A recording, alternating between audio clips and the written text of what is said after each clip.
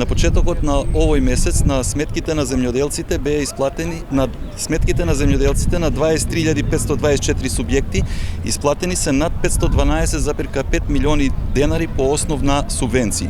И тоа 411,5 денари директни плаќања по обработлива земјоделска површина за сите поледелски култури освен за тутунот.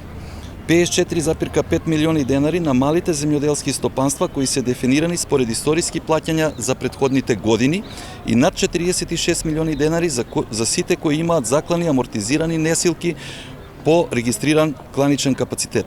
Исплатата на субвенциите се одвива тековно согласно со календарот за исплата. За подсетување, владата го продолжи и рокот за ажурирање на податоците за земјоделските стопанства. Со измена на уредбата, земјоделските стопанства ќе можат да ги ажурираат податоците до крајот за аплицирање за субвенции, кој претходно беше заклучно со 15 март. На почетокот на овој месец, Собранието на Република Северна Македонија ги усвои измените на Законот за тутун, со кој рокот за откуп на тутунот од оваа реколта се пролонгираше до 31 март. Со ваква измена се задоволија барањата на тутунопроизводителите и се овозможи дополнителен период за откупот на вишокот на тутунот.